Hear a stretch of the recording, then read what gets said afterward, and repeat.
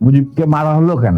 মুজিব তো মারা যায় নাই, মুজিব নিহত হয়েছে একটা সেনা অভ্যুত্থানে ঘটাকালে। সেনা অভ্যুত্থান তো আর খালেতে মার্বেল খেলে না, ওখানে দুই পক্ষ থেকেই গোলাগুলি হয়। আমার মূল প্রশ্নটা ছিল যে কোন পরিস্থিতিতে ৭৫-এর 15ই আগস্ট হলো? স্পর্শকাতর প্রশ্ন ইলিয়াস। নিজের বাদ্য নিজে বাজানো অনেক সময় ঠিক হয় না, কিন্তু তুমি যখন প্রশ্ন করেই বসলে তখন একটা ছোট্ট এই এই আমার ইউটিউব চ্যানেলে আমি আজকে প্রায় 5 বছর হলো ভিডিও লাইভ করি, প্যাকেজ দেই। সো ফার আই রিমেম্বার আমার সবচেয়ে বেশি একসাথে ভিউয়ার ছিল সম্ভবত 20 বা 25,000। আমি মাত্র খেয়াল করলাম এই মুহূর্তে 1,70,000 মানুষ এট এ টাইমে ওয়াচিং আওয়ার ভিডিওস। এটা তো তোমার the credit goes to you. Oh, credit goes to you, man.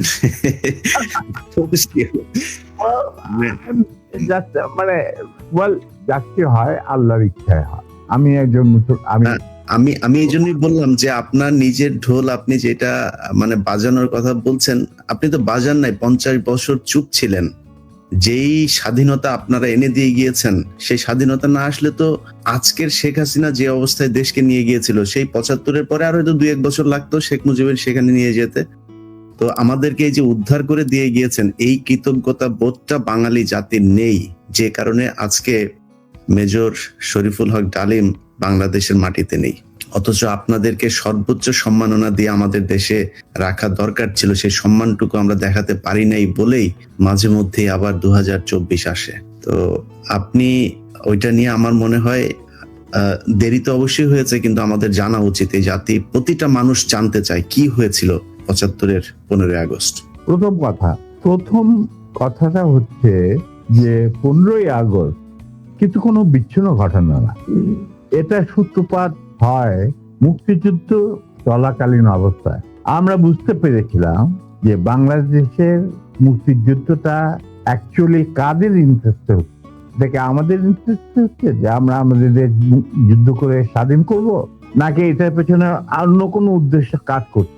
যখন 7 দফাতে চুক্তি করে নজরুল ইসলাম আর তাজউদ্দিনকে পারমিশন দেওয়া হলো to establish provisional government in Calcutta, এই 7টা ক্লজ পড়ে সাইন করার পর, দস্তখত করার পরে নজরুল ইসলাম সাহেব ফিট হয়ে পড়ে গিয়েছে যে এটা তো একদম একটা দাস খর, যে আমরা ক্রমান্বয়ে ভারতের একটা করদ রাজ্য, তারপরে একটা অঙ্গরাজ্য হিসেবে অঙ্গরাজ্যে পরিণত হবে বাংলাদেশ, তবু বাংলাদেশ। আর ওই joint declaration between Osmani and general Manekshaw joint command establish করার পর কথা ছিল যে general Usmani on behalf of Bangladesh government will invite General Manekshaw to come and be present as an auxiliary force commander, সহায়ক শক্তির commanding chief হিসাবে in the Sunday ceremony, but the instrument will be signed by the Mukti Fauj commander-in-chief who was General Usman, Colonel Usman. কিন্তু সেটা হতে দেওয়া হলো না। 16ই ডিসেম্বরে যে সারেন্ডার সেরেমনি হলো রেস করতে, সেখানে পরিষ্কার বাংলাদেশের জনগণ দেখতে পেল যে পাকিস্তান আর্মি সারেন্ডার করছে ভারতীয় সেনাবাহিনীর কাছে, এবং সেখানে সাইন করছেন আরোরা ভারতীয় বাহিনীর পক্ষে, আর ওদিকে নিয়াজি পাকিস্তান আর্মির পক্ষে। সেখানে মুক্তিযোদ্ধারা কোথায়? আমরা পরে থাকলাম ঝাড়ুদার হিসেবে ইন্ডিয়ান আর্মির রাস্তা পরিষ্কার করে দেওয়ার কাজে, বনে বাদারে। আমাদের কি কোনো শহরগঞ্জে ঢোকার পারমিশন দিল না মুজিব মানে তাজউদ্দিনের সরকার, আওয়ামী লীগ। সেই অবস্থায় কি প্রমাণিত, এটা এই ঘটনায় কি প্রমাণিত হলো? ইন্ডিয়া প্রমাণ করলো সারা বিশ্বে যে বাংলাদেশের জনগণ নিজেরা যুদ্ধ করে দেশ স্বাধীন করেনি। বাংলাদেশ নামক একটি রাষ্ট্র প্রিমেচুরলি জন্ম দেওয়া হয়েছে as an outcome of Indo-Pakistan war, যেখানে ইন্ডিয়া জিতেছে। এইটা হলো ইতিহাসের শুরু। তারপর মুজিবকে যখন ছাড়া হলো, সে তো কিছুই জানতো না যে দেশ স্বাধীনতে কোন মুক্তি ফৌজ বলে কিছু ছিল, হাজার হাজার লোক দেশচ্যুত হয়েছে, প্রাণ হারিয়েছে, কি জানতো সে? তাকে যখন ছেড়ে দেওয়া হলো, তখন ইন্দিরা গান্ধী তাকে পাকিস্তানে ফোন করে বলল যে ফোন করলো মুজিব, ফোন করে বলল যে আমি দেশে ফিরে যাচ্ছি। তখন ইন্দিরা গান্ধী যাওয়ার আগে আপনার সাথে দেখা করে আমি আপনাকে কৃতজ্ঞতা জানতে চাই। তো তখন ইন্দিরা গান্ধী বলল, কৃতজ্ঞতা তো জানাবেন, আপনি ফোন না করলে আমি আপনাকে ফোন করতাম, আপনাকে ঢাকায় সরাসরি আপনি যাবেন না, আপনি নয়াদিল্লি হয়ে যেতাম। মুজিব সেটাই করলেন, তিনি চলে গেলেন নয়াদিল্লি, লন্ডন হয়ে। সেখানে কি হলো, যে 7 দফা চুক্তিতে সাইন করার পর প্রবাসী সরকার গঠন করেছিল তাজউদ্দিন আর নজরুল ইসলাম, সেই আওয়ামী লীগ বাংলাদেশে ক্ষমতা গ্রহণ করলো সারেন্ডারের পর ওই 7 দফা ভিত্তিতে। এবং সেই 7 দফাতে মুজিব স্বাক্ষর দেওয়ার পর ফিরে গিয়ে তিনি ক্ষমতা নিজে হাতে নিয়ে তাজউদ্দিনকে বললো, তাজউদ্দিন তুমি প্রাইম মিনিস্টার থাকবে না, আমি হোম প্রাইম মিনিস্টার। তারপর কি হলো, কোনো নির্বাচন নাই, কিছু নাই। ওই 70-এর নির্বাচনের সুবাদে তারা ইন্ডিয়ার 4 স্তম্ভ ডুপ্লিকেট বাংলাদেশে ইম্পোর্ট করে তার উপরে একটা সংগঠন বানানো, হুবহু এক। শুধু তাই না, রবীন্দ্রনাথ ঠাকুর, যাকে নিয়ে আমরা নাচানাচি করি এবং অনেকের মানে ভাসে যায়, আপ্লুত হয়ে যায় আবেগে, এই রবীন্দ্রনাথ ঠাকুর একজন ইন্ডিয়ান নাগরিক এবং ইন্ডিয়ার জাতীয় সঙ্গীতের রচয়িতা। আমাদের দেশে তার চেয়েও প্রতিভাবান কবি কাজী নজরুল থাকা সত্ত্বেও আমরা সেই ভারতীয় নাগরিকের একটা গানকে আমাদের জাতির উপরে চাপিয়ে দেওয়া হলো। পৃথিবীর ইতিহাসে এমন কোন নজির আর দ্বিতীয়টা আছে বলে আমি মনে করি না। কেন কোনো বাংলাদেশে যদি নজরুল ইসলামকে আমরা জাতীয় কবি আখ্যা দিয়ে থাকি, তাহলে নজরুল ইসলামের গান কেন হলো না? বা অন্য কারো গান হতে পারতো জাতীয় সঙ্গীত। ভালো ভালো কবি সাহিত্যিক ছিলেন আমাদের দেশে, কিন্তু পৃথিবীর ইতিহাসে কোথাও নাই যে বিদেশি এক নাগরিকে যে নাকি তার দেশের জাতীয় সঙ্গীত রচনা করেছে এবং আমাদের শুদ্ধ স্বাধীন বাংলাদেশে এসেও আমাদের জাতীয় সঙ্গীত রচনা করতে হবে। কি ধরনের কথা? That means you have nothing in your hand. তারপর মুজিবকে দিয়ে রক্ষী বাহিনী সৃষ্টি করলো ইন্ডিয়া। তারা বাংলাদেশের সামরিক বাহিনীকে দুর্বল করে একটা নামে মাত্র সামরিক বাহিনী, হাতে লণ্ঠন, করে ঠনঠন, এই ধরনের একটা সেনাবাহিনী রাখবে। আর কারণ একটা সেনাবাহিনী তো রাখতেই হবে, কারণ যে কোনো জাতির মেরুদণ্ড হচ্ছে সেনাবাহিনী। ওই হাতে লণ্ঠন, করে ঠনঠন, আর আসলে তার চেয়ে অনেক শক্তিশালী একটা বাহিনী গঠন করলো ইন্ডিয়া। স্যার, ওই যে 7 দফাটা আমরা তো ইতিহাস পড়ে, আমরা তো আসলে সাক্ষী না, আমরা পড়ে মানুষকে জানানোর চেষ্টা করেছি। আপনার স্মরণ আছে 7 দফাটার কথা কি কি ছিল? ওই দফা যদি কয়েকটা গুরুত্বপূর্ণ জায়গা যদি মনে রাখেন। দেখো আমি তো অ্যাকচুয়ালি 7 দফা একদম টোটো এগুলো আমার বইতে লেখা আছে। এটা কেন জিজ্ঞেস করলাম স্যার, কারণ হচ্ছে মানে করতে পারবেন না স্যার, সেনাবাহিনী তো মানলে করতে পারবেন না স্যার। আমার পক্ষে হয়তো এখন রিকালেক্ট করা অফেন, কারণ আমার মাথায় অনেক কিছু খেলা করে। দু একটা জিনিস বল, যেমন ধরো মুজিব এবং তার সরকারকে প্রোটেকশন দেওয়ার জন্য ইন্ডিয়ান আর্মি অবস্থান করবে বাংলাদেশ।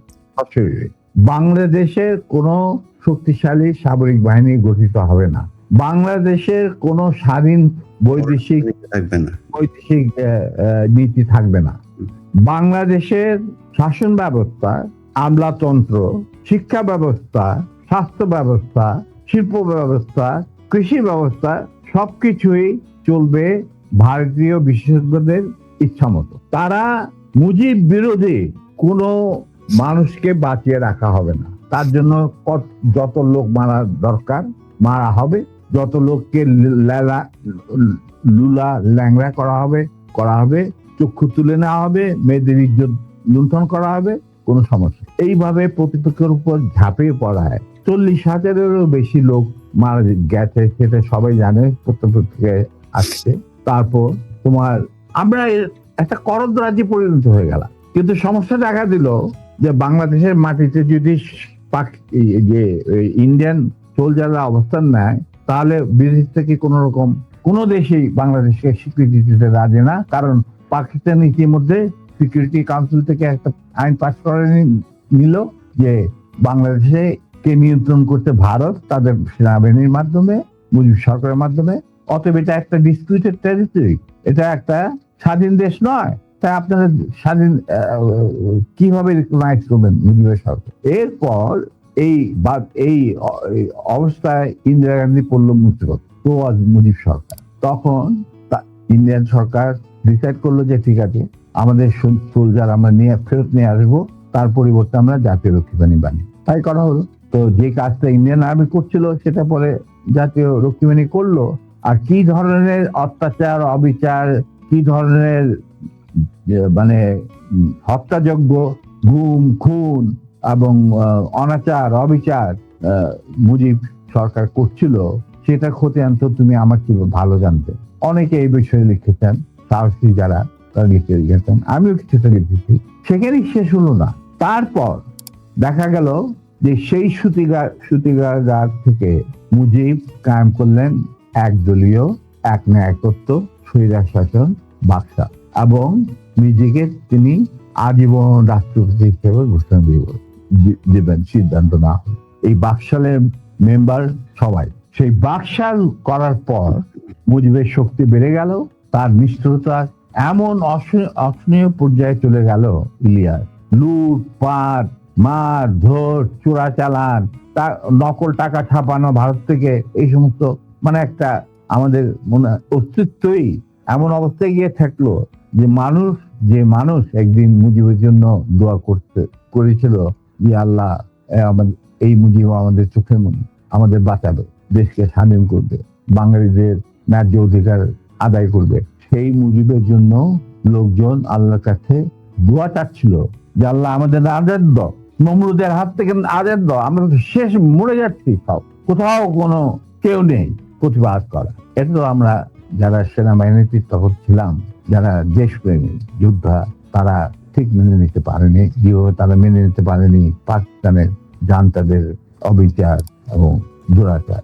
এরই পরিপ্রেক্ষিতে তাদের নেতৃত্বে সংগঠিত হয় একটা সেনা বিপ্লব। অনেকে বলে মুজিবকে মারা হলো কেন? মুজিব তো মারা যায় নাই, মুজিব নিহত হয়েছে একটা সেনা অভ্যুত্থানের ঘটাকালে। সেনা অভ্যুত্থান তো আর খালেতে মার্বেল খেলে না, ওখানে দুই পক্ষ থেকেই গোলাগুলি হয় এবং হতাহত হয় দুই পক্ষ। যেমন মুজিবের পক্ষের কিছু লোক মারা গেল, সেভাবে বিপ্লবীদের, সেনা অভ্যুত্থানকারী বিপ্লবীদের তরফ থেকে কিছু লোক প্রাণ হারায়। এটাই বাস্তবতা। কিন্তু তারা বিজয়ী হয়ে গেল, বিপ্লবীরা বিজয়ী হলো, তারা ক্ষমতা তাদের নিজে হাতে নিয়ে নিল স্বতঃস্ফূর্ত ভাবে। ইলিয়াস ঘোষণাটা অবশ্য আমি দিয়েছিলাম। স্বতঃস্ফূর্ত ভাবে মুজিবের সেই মৃত্যুর খবর জানার পর আর বাকশালের পতনের খবর জানার পর লাখো লাখো লোক, মানে দেশের রাস্তা ঘাট, গঞ্জ, শহর, বন্দর, নগর, গ্রাম, সবাই আনন্দ মিছিল বের করলো। আমরা তো এই সমস্ত লোকজনকে ডেকে নিয়ে আসিনি, স্বতঃস্ফূর্ত ভাবে লোকজন।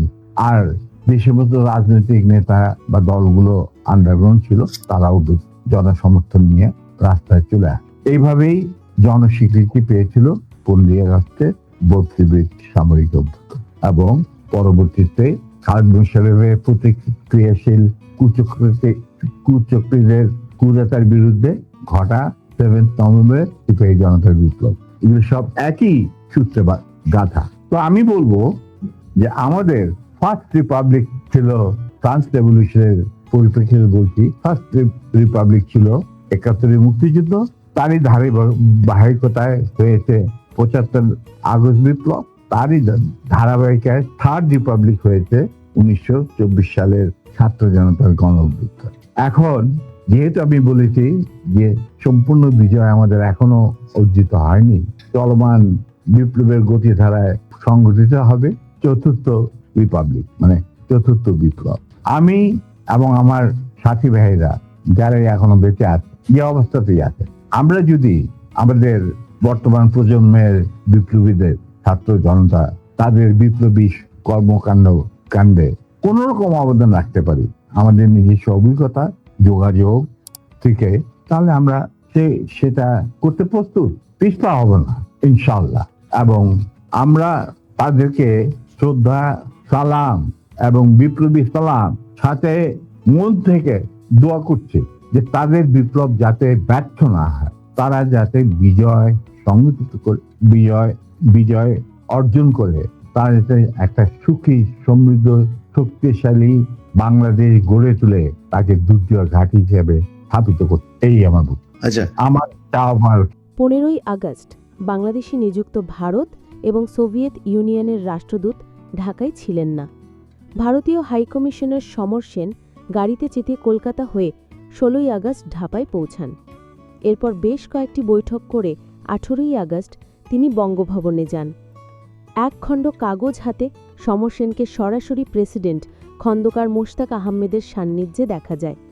মোশতাক দাঁড়ানো থাকতেই ভারতীয় হাইকমিশনার তার কূটনীতিক নোট পড়ে শোনান। মোশতাক এরপর বিমর্ষ মুখে ধপ করে চেয়ারে বসে পড়েন। ওই কাগজে লেখা ছিল, যদি গণপ্রজাতন্ত্রী বাংলাদেশের নাম পরিবর্তন করা হয় এবং কোনো দেশের সঙ্গে কনফেডারেশন করা হয়, তাহলে ভারতের সাথে থাকা বৈধ চুক্তির আওতায় ভারতের সেনাবাহিনী যথাযথ পদক্ষেপ নেবে। কিন্তু আপনি যদি নাম পরিবর্তন এবং তথাকথিত কনফেডারেশনের ধারণা থেকে বিরত থাকেন, তাহলে ভারত 15ই আগস্ট থেকে যাই ঘটুক না কেন তাকে বাংলাদেশের অভ্যন্তরীণ বিষয় হিসেবে বিবেচনা করবে। ভারতের কলকাতার দ্য স্টেটসম্যানের সম্পাদক মানস ঘোষ এভাবেই 2011 সালের 15ই সেপ্টেম্বর এক নিবন্ধে সেই সময়কার পরিস্থিতি বর্ণনা করেছেন।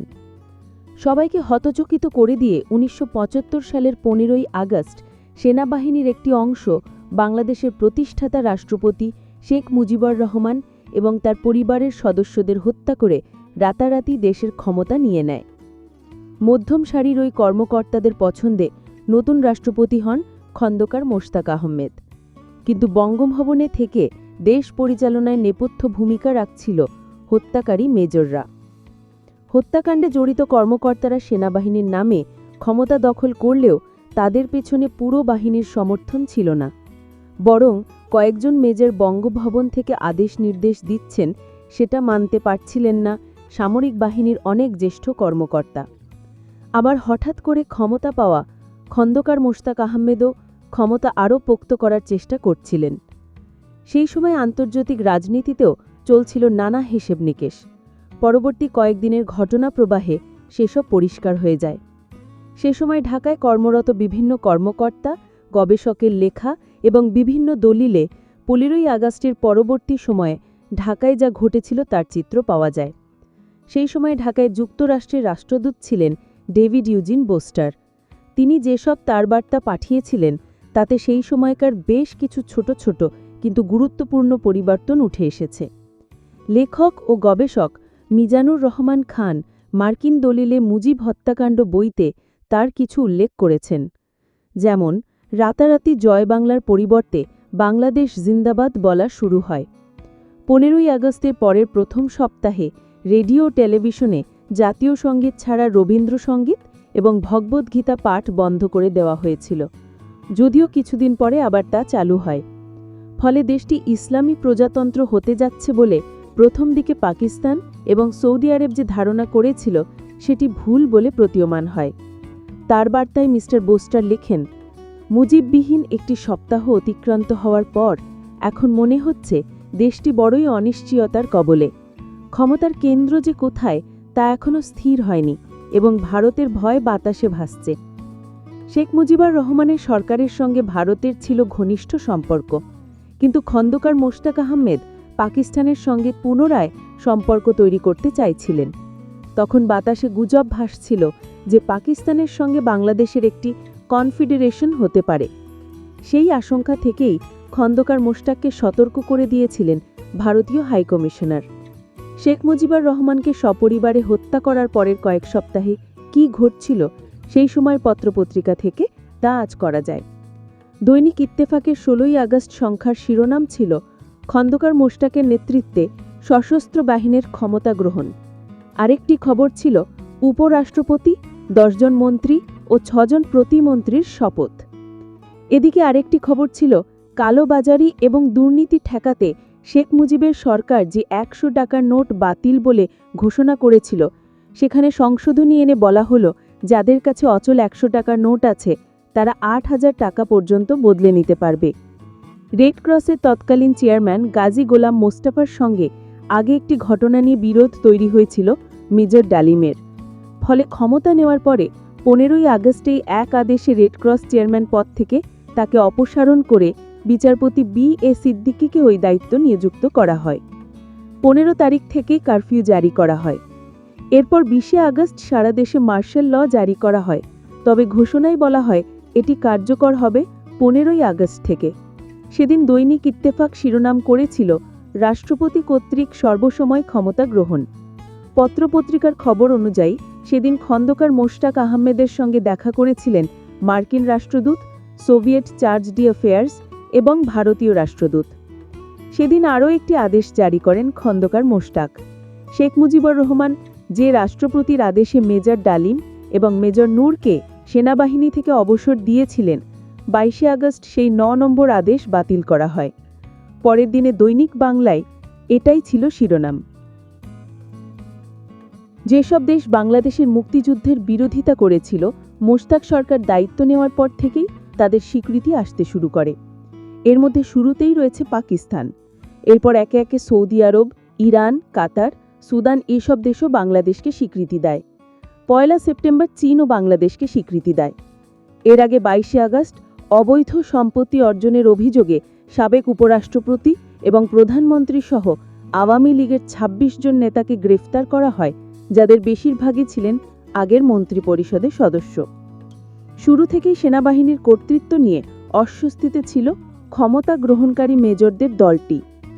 আগস্টে 24 তারিখে সেনাবাহিনীতে বড় ধরনের পরিবর্তন আনা হয়। এক জেনারেলের নীরব সাক্ষী স্বাধীনতার প্রথম দশক বইতে মেজর জেনারেল অবসর মইনুল হোসেন চৌধুরী লিখেন, ক্ষমতায় এসেই এই সরকার তাড়াহুড়ো করে সেনাবাহিনীতে পরিবর্তন আনে। জেনারেল ওসমানীকে একজন ক্যাবিনেট মন্ত্রীর পদমর্যাদায় রাষ্ট্রপতির সামরিক উপদেষ্টা করা হলো। উপসেনাপতি মেজর জেনারেল জিয়াউর রহমানকে সেনাপতি করা হয়, আর পূর্বতন সেনাপতি মেজর জেনারেল সাফিউল্লাহকে অব্যাহতি দিয়ে তার চাকরি পররাষ্ট্র মন্ত্রণালয় নিস্ত করা হয় রাষ্ট্রদূত নিয়োগের জন্য। বাকশাল ব্যবস্থা আগেই বাতিল বলে ঘোষণা করা হয়েছিল। এরপর 30 আগস্ট আরেকটি অধ্যাদেশ জারি করে দেশে রাজনৈতিক দল বা কর্মকাণ্ড নিষিদ্ধ করা হয়। তবে পরে অক্টোবর মাসে একটি বেতার ভাষণে খন্দকার মোশতাক ঘোষণা দেন 1977 সালের 28 ফেব্রুয়ারি দেশে সাধারণ নির্বাচন অনুষ্ঠিত হবে এবং 1976 সালের 15ই আগস্ট থেকে আবার রাজনৈতিক কর্মকাণ্ড শুরু করা যাবে। এর আগে আওয়ামী লীগের সরকার দেশের 19টি জেলাকে বিভক্ত করে 61টি জেলায় রূপান্তর করে গভর্নর নিয়োগের পরিকল্পনা করেছিল। তখন 28 আগস্ট সেই ব্যবস্থা বাতিল করে পুনরায় 19টি জেলা চালু করে জেলা প্রশাসকদের হাতে দায়িত্ব দেওয়া হয়। সেই সঙ্গে আটককৃত আওয়ামী লীগ ও বাকশালের নেতাদের বিচারের জন্য কয়েকটি মার্শাল বিশেষ ও সংক্ষিপ্ত আদালত গঠন করা হয়। আদেশে বলা হয়, দুর্নীতি, অবৈধ সম্পত্তি অর্জন এবং বেআইনি অস্ত্র রাখার সর্বোচ্চ শাস্তি হবে মৃত্যুদণ্ড। 15ই আগস্ট থেকে ঢাকা বিমানবন্দরের আন্তর্জাতিক ও আঞ্চলিক বিমান চলাচল বন্ধ ছিল বলে ধারণা করা যায়, কারণ ইত্তেফাক আগস্টের 20 তারিখে একটি সংবাদ প্রকাশ করে যে 19 আগস্ট থেকে ঢাকা বিমানবন্দর আবার খুলে দেওয়া হয়েছে। এই সময় এই সব কর্মকাণ্ড নিয়ন্ত্রণ করা হচ্ছিল বঙ্গভবন থেকে। সরকার বা সেনাবাহিনী নিয়ে কী সিদ্ধান্ত নেওয়া হবে, সরকারের নীতি কী হবে, এমনকি সেনাপ্রধানের দায়িত্ব কী হবে, সেই সবও মেজররা দল নির্ধারণ করে দিচ্ছিল। সেই সময় সেনা সদরে ক্যাপ্টেন হিসাবে কাজ করতেন মেজর জেনারেল অবসর মুহাম্মদ ইব্রাহিম। সেনাবাহিনীর অভ্যন্তরে 28 বছর বইতে তিনি লিখেন, 1975 সালের 15ই আগস্ট থেকে 3রা নভেম্বর 2 মাস 18 দিন সেনাবাহিনী অনেকটা দ্বৈত কমান্ডে চলেছিল। আমরা যারা জুনিয়র ছিলাম, আমরা কোনো মতেই বুঝতে পারছিলাম না যে দেশ বা সেনাবাহিনী কিভাবে চলছে বা কাজ করছে। বাংলাদেশের মুক্তিযুদ্ধের প্রধান নেতা শেখ মুজিবুর রহমান সপরিবারে নিহত হওয়া এবং সেনাবাহিনীর একটি অংশের গঠিত সরকার নিয়ে তখন ডিপ্লোম্যাটিক মহলের নানা হিসেব নিকেশ শুরু হয়েছিল। যেসব মুসলিম দেশ বাংলাদেশকে স্বীকৃতি দিয়েছিল, তাদের ধারণা ছিল বাংলাদেশ ইসলামী প্রজাতন্ত্রে পরিণত হবে। বাংলাদেশকে স্বীকৃতি দেওয়ার সময় পাকিস্তান ইসলামী প্রজাতন্ত্র বাংলাদেশ নামে স্বীকৃতি দিয়ে অন্য সব দেশকেও স্বীকৃতি দেওয়ার আহ্বান জানিয়েছিল। মার্কিন দলিলে মুজিব হত্যাকাণ্ড বইতে মিজানুর রহমান খান লিখেছেন, মার্কিন দলিলগুলো থেকে দেখা যাচ্ছে যে ওই সময় বাংলাদেশে মুক্তিযুদ্ধের বিরোধিতা করা কিছু দেশ বাংলাদেশকে স্বীকৃতি দিয়েছ তাদের স্বপ্নের ইসলামী প্রজাতন্ত্র বাংলাদেশের নতুন নেতাদের ক্ষমতায় টিকে রাখার জন্য। সেই সময় বাংলাদেশে মোস্তাক সরকারের মধ্যে একটা ভীতি কাজ করছিল যে ভারত হয়তো বাংলাদেশে সেনা পাঠাতে পারে। একই আশঙ্কা করছিল তাদের প্রতি সহানুভূতিশীল পাকিস্তানও। তবে তারা এও ভাবছিল যে এরকম কিছু ঘটলে সৌদি আরব সহ ইসলামী দেশগুলো নিশ্চয়ই বাধা দেবে। সামরিক অভ্যুত্থানের পর নতুন সরকারের প্রতি মার্কিন স্বীকৃতি আদায় বিশেষ গুরুত্ব দিয়েছিল মোশতাক সরকার, কিন্তু আমেরিকা এক্ষেত্রে সতর্ক পর্যবেক্ষণের নীতি নিয়েছিল। পাকিস্তানের সঙ্গেও নতুন করে সম্পর্ক স্থাপনের নীতি নিয়েছিল খন্দকার মোশতাকের সরকার। ইসলামী প্রজাতন্ত্র বাংলাদেশকে স্বীকৃতি জানিয়ে পাকিস্তানের প্রধানমন্ত্রী জুলফিকার আলী ভুট্টো যে বার্তা পাঠিয়েছিলেন তার জবাব দেন খন্দকার মোশতাক। ঢাকায় মার্কিন রাষ্ট্রদূত মিস্টার বোরস্টার তার বার্তায় লেখেন, গত সন্ধ্যায় বাংলাদেশ বেতার একটি খবর প্রচার করেছে। এই বার্তায় পাকিস্তানের প্রধানমন্ত্রী ভুট্টোর কাছে প্রেসিডেন্ট মোশতাকের প্রেরিত পত্রের একটি বয়ান রয়েছে। খবরে উল্লেখ করা হয় যে ভুট্টো এর আগে মোশতাকের কাছে যে বার্তা পাঠিয়েছিল এটি তার জবাব। এতে বলা হয়েছে যে বাংলা তো আজকে এই পর্যন্তই, কিন্তু প্রশ্নগুলো এখানেই শেষ নয়। এই দেশ, এই রাজনীতি, এটা আমাদের সবার। আপনি, আমি, আমরা সবাই মিলে গড়ে তুলব সচেতনতার একটা মঞ্চ। আপনার ভাবনা, আপনার চিন্তা এবং আপনার মতামত আমাদের দরকার। তাই কমেন্টে লিখে জানান এই মুহূর্তে আপনি কি ভাবছেন এবং আপনি কোন দিকে তাকাচ্ছেন। রিপাবলিক অ্যান্ড পলিটিক্স কেবল খবর বা বক্তব্যের জায়গা নয়, এটা একটা ভিন্ন মতের প্ল্যাটফর্ম। এখানে প্রশ্ন করার সাহস আছে, সত্যের পেছনে ছুটে চলার স্পর্ধা আছে। চ্যানেলটি ভালো লাগলে অবশ্যই সাবস্ক্রাইব করে পাশে থাকুন, কারণ একটা ক্লিকেই হতে পারে হাজারো অন্ধকার ভেদ করে আলো খোঁজা শুরু। ফিরছি পরের পর্বে আরও খোলামেলা বিশ্লেষণ নিয়ে। সে পর্যন্ত সবাই ভালো থাকুন, সুস্থ থাকুন। আল্লাহ হাফেজ।